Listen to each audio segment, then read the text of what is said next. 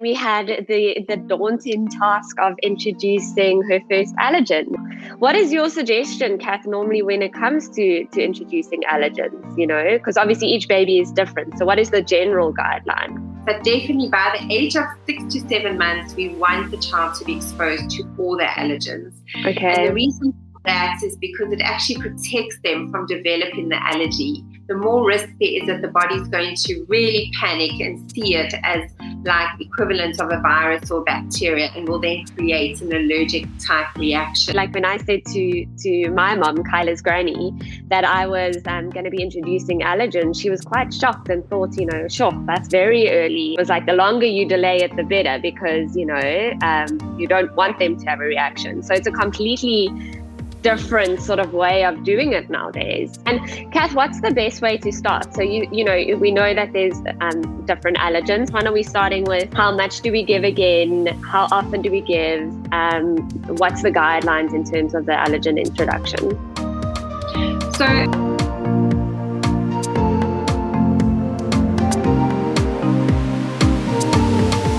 everyone, and welcome back to Let's Talk Baby. We're so excited to have you join us today, and myself and Sammy, my co-host. Oh, it's always wonderful to have these chats with you, Sammy. So nice. It is. Thanks, Kath. We miss Jenny. She's our other co-host, but she will definitely be on again soon. And she also misses us when she's not here.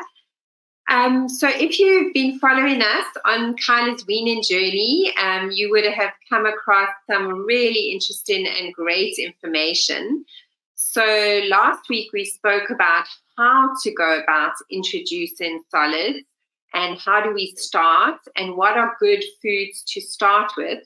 So we are so excited to hear how Kyla's first 10 days of solids have gone and how she's been doing. Thanks, Kath. Yeah, so we started our solid journey after chatting to you. And like I had said in our previous podcast, we went with the combo approach of baby-led weaning as well as traditional spoon feeding of purees. And Kyla took to both methods really, really well. So she was really receptive to both, interacting with the food and squishing it and bringing it to her mouth, but as well as us feeding her with a spoon. So we've kind of just stuck with that and went with that. We followed your suggestions of introducing a variety of different seasonal fruits and veg. And Kyla in herself is a social butterfly. She was very receptive to the food.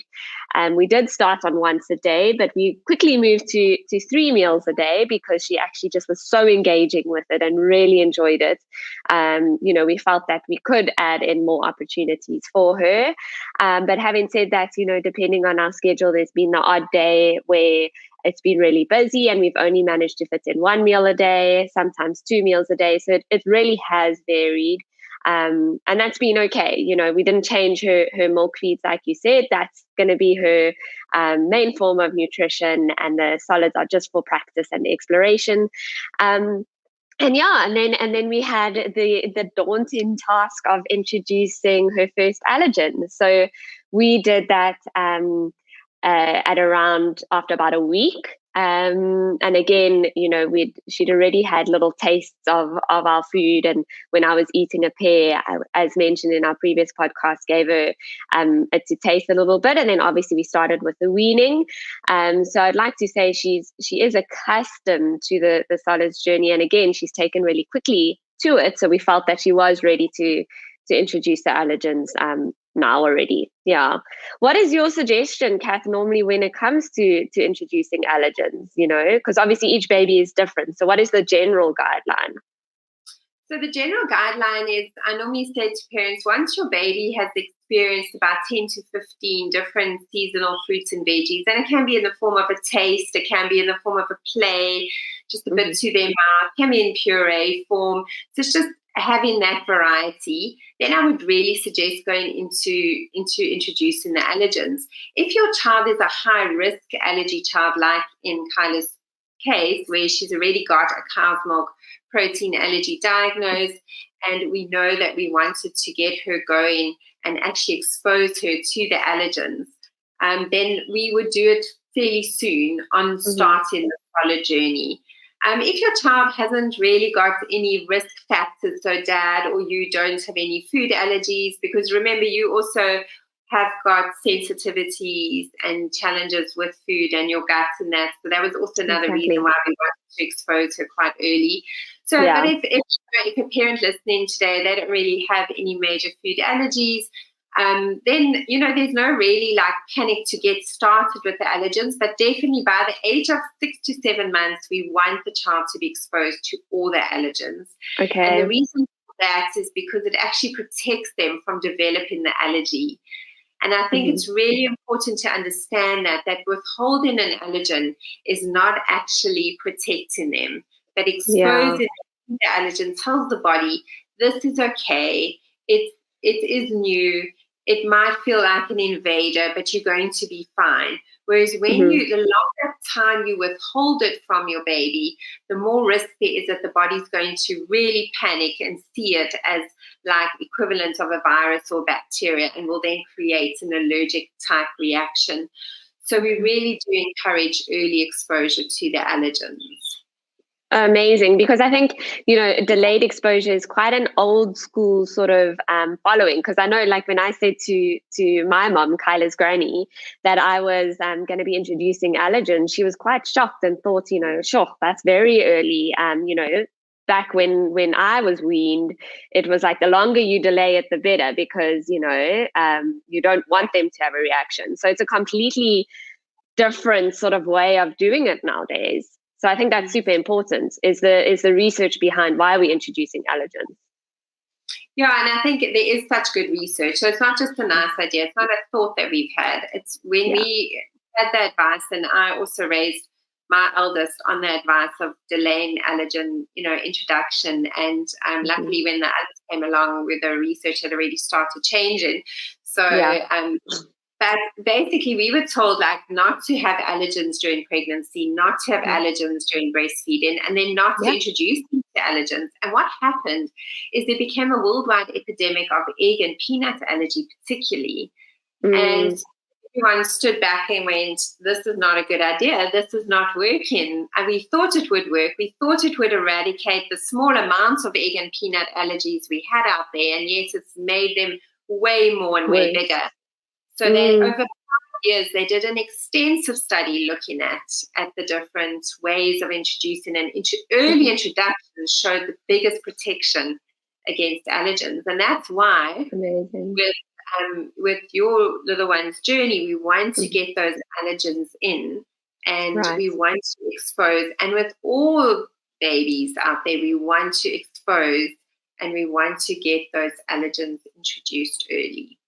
Absolutely. And Kath, what's the best way to start? So we know that there's different allergens. Maybe you can touch on the main ones, and which one do you start with? And in Kyla's case, which one are we starting with? How much do we give again? How often do we give? What's the guidelines in terms of the allergen introduction? So it doesn't have to be a huge amount, firstly. So let's look at the top allergens. So as I mentioned, egg, peanuts, so in the form of peanut butter, obviously, we don't want it to be unsafe, and make sure it's a safe peanut butter. There's a lot of press out there around nut butters at the moment. So you want to make sure it's a reputable brand of peanut butter. And then your other tree nuts, so your other tree nut butters you get these days, so you don't have to go and crush macadamia nuts or that. So you actually can get some good brands of that and just introduce it in that form. And then fish is another allergen that we would like to introduce. And then we would like to introduce wheat, so those would be our top. And then obviously the other very important ones are soya and cow's milk protein. Now, if Kyla didn't have a cow's milk protein allergy, I would have started probably with cow's milk protein, because it's a gentle, and those babies already have exposure to cow's milk protein. And whereas with her, we've removed it for the reason that it was causing her so much, reaction and distress, and she was a very unhappy baby and sore baby, and we, didn't keep giving it to her and had to protect her gut like that. So her journey of introducing the cow's milk protein is going to be different. And so we're not going to talk about that today, obviously, because we're not there yet with her. But with babies out there who've managed to have been on a standard formula, or mom's breastfeeding and she's managed to continue consuming cow's milk protein and soya, no problem, then it's absolutely fine to introduce those on your allergen journey of introduction. I always like to get big allergens out the way. I like to know that my patients are, have tried the biggies, the ones that can cause, the worst kind of reactions, which is your egg and your peanuts particularly, then followed by your tree nuts, followed by your fish. So those are the top that are potentially could cause, quite severe reactions. The important thing I think to remember is that the reaction is going to be fairly mild the first time you introduce it. So I don't know how you're thinking about introducing the first allergen, and whether it scares you or whether you just chilled and trust in me, I don't know. I think, I again, super blessed to have you on this journey with us. So I know that, I trust you explicitly, and you have been on this journey with us from the beginning. So, I know that Kyla's gonna be covered and follow your suggestions 100%. But I am nervous. We have been on the journey of the cow's milk protein allergy.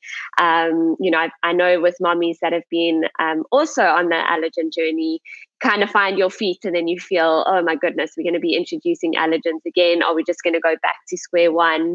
So I think I'm going to probably be sitting there watching like every little thing to see. I've got my allergex and my Telfast waiting, just in case.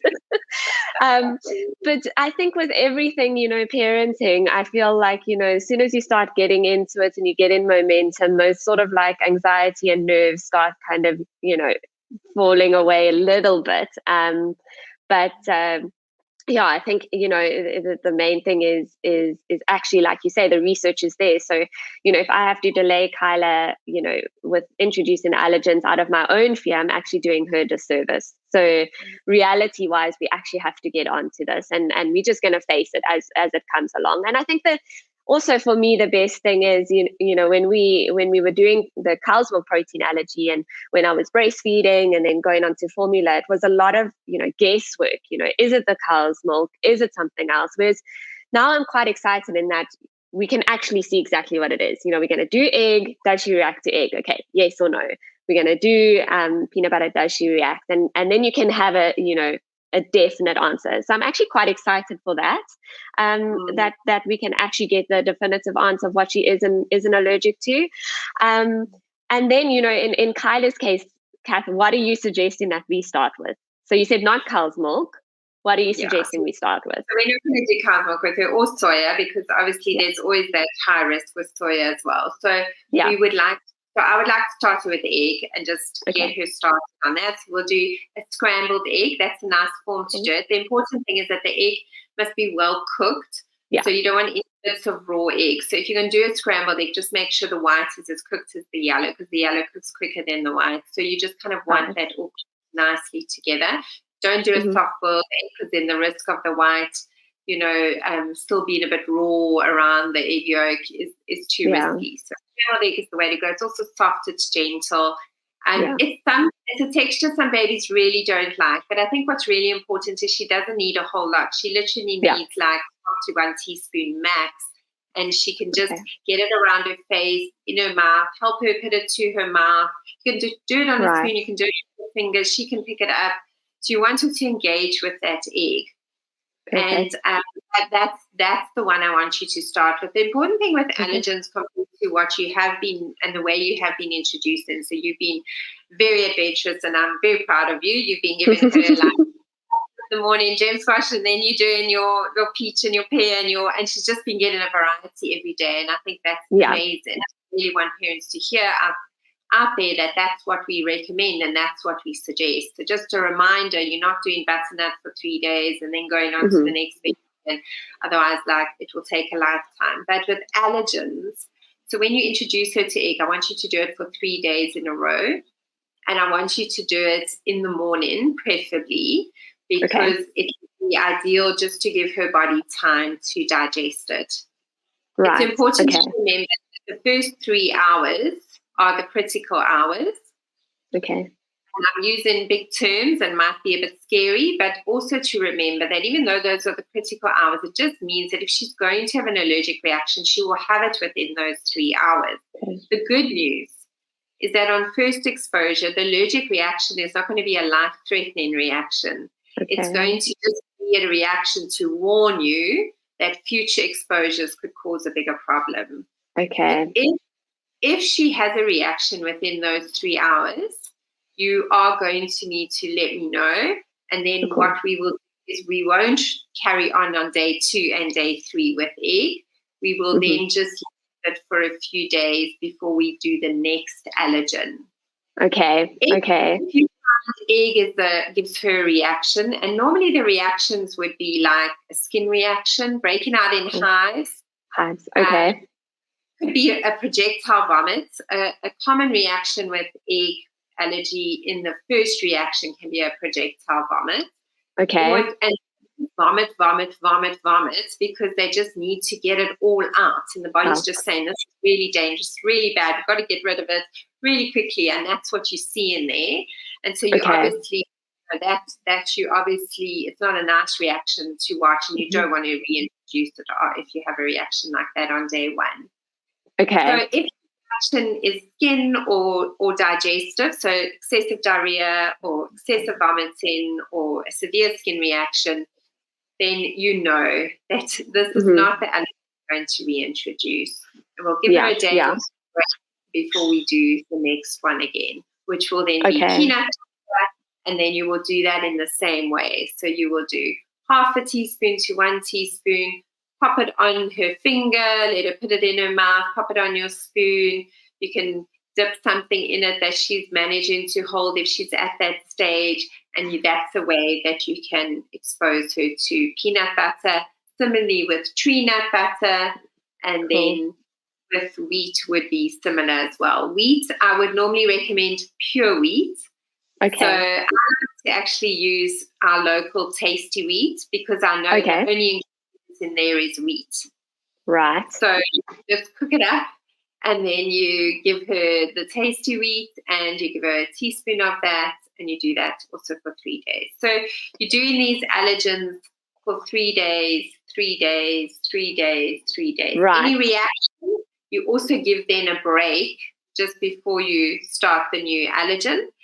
Okay. And if you have that reaction, you're going to keep a note and a log of it, and we will need to then do blood tests to see, is there really an allergy? Was it just a once or and only based on the blood test will we decide how to introduce. But that's something we can unpack going forward. But let's see what she reacts to and how she reacts over the course of the week, 2 weeks of introducing all of these things to her. Yeah. Amazing. And I think importantly, Kath, obviously if there is a reaction for parents is to then stop at that food or that allergen and make note of it. But obviously I'm very blessed in that I have you to consult. Who do parents, get hold of, or what do they do if there is a concern of allergy, or if their little one does have a reaction? Who do you suggest they speak to? Who do they touch base with? Do they have to make an appointment with an allergist, or is that something, way down the line? Where do they go to from there if their child does react? So to be honest, to kind of keep stuff simple and I would continue to introduce all the allergens and make note of it. Because if you introduce egg and your child has a severe reaction, just let it kind of dissipate, get the symptoms down. Obviously, if you're concerned the symptoms aren't disappearing, you're going to need to then see your pediatrician. But 9 times out of 10, the symptoms will disappear within those 24 hours, and your baby will be 100% fine.